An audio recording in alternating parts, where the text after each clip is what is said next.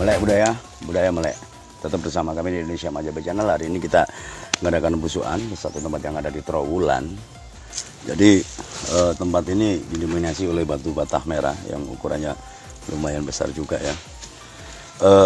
Struktur batu merah ini ada di bawah pohon ficus atau pohon beringin yang kelihatannya umurnya sudah tua karena akarnya atau sulurnya sampai ke bawah seperti ini.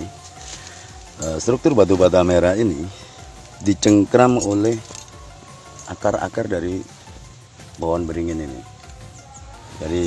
Jadi pertanyaan besar ya, ini merupakan struktur bangunan apa di zaman Majapahit dulu? Karena mengingat Trowulan juga lokasi kota metropolitan di zamannya, zaman kejayaan Nusantara dulu di era Majapahit.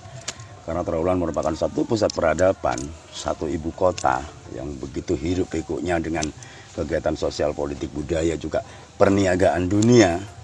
Itu juga ada di Trowulan karena menjadi gudangnya rempah-rempah dunia, di mana perdagangan dunia ini banyak dikuasai juga oleh Majapahit pada waktu itu, karena sebagai negara agraris maritim, ya kan, juga negara kepulauan, Majapahit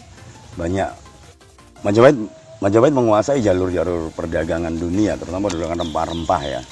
Jadi banyak emas yang didatangkan dari luar Majapahit ditukar dengan rempah-rempah yang ada di Majapahit, apalagi jalur perdagangan itu lewat laut, dan kita didominasi oleh perahu-perahu besar namanya jung itu ya. Jadi perniagaan di wilayah laut itu bahkan Cina pun sampai kewalahan ya dengan sistem perdagangan yang dibikin oleh Majapahit pada waktu itu, dengan pelabuhannya yang di Tuban juga. Tapi di ibu kotanya sekarang kita lihat seperti ini.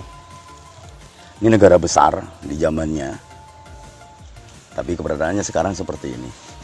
Satu siklus perubahan peradaban ya, yang dulunya kota raja sekarang menjadi seperti ini. Kenapa Majapahit hancur? Apakah karena perpecahan di dalam, perang saudara, atau serangan dari luar? Ini jadi misteri juga, jadi pertanyaan kita juga. Yang jelas Majapahit jaya dari Bhinneka Tunggal Ika Kanahana Dharma Mangura, karena di dalam Majapahit sangat menghormati perbedaan dan mereka rukun, apalagi dengan sumpah palapanya Sang Mahabhati Gajah Mada untuk mempersatukan Nusantara menjadi negara yang super power di zamannya ya, dengan kekuatan militer yang begitu dahsyat, dengan sumber daya alam yang begitu dahsyat juga, sehingga ini menopang Majapahit untuk menjadi negara besar sangat cepat sekali pertumbuhannya. Suatu negara baru yang begitu melejit di zamannya, bahkan sampai bisa mengalahkan Mongol, di mana Mongol pada waktu itu juga satu negara besar yang menguasai dunia. Tapi Mongol pun akhirnya hancur juga di Majapahit. Ini serpian batu bata kuno. Jadi batu bata merah.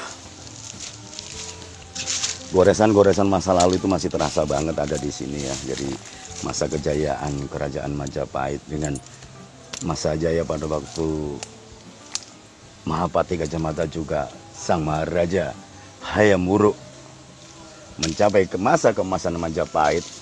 Tapi kita lihat sekarang seperti ini.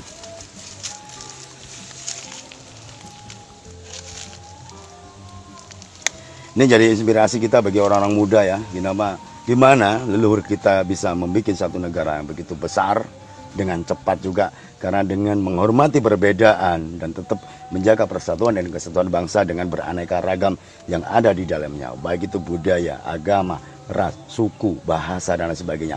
Ini cenderung memperkuat persatuan dan kesatuan bangsa di zaman Majapahit dulu, dan semoga Indonesia secepatnya menjadi negara yang super power. Dan tidak lama lagi Indonesia mencapai kejayaan yang diilhami dari leluhurnya, yaitu Sriwijaya juga Majapahit. Tetap ikuti kami Indonesia Majapahit Channel, karena kami akan mengungkap terus kejayaan-kejayaan masa lalu, baik itu dari Majapahit atau kerajaan-kerajaan lain. Kita tetap satu jiwa, satu nusa, satu bangsa, yaitu Nusantara. Melek budaya, budaya melek.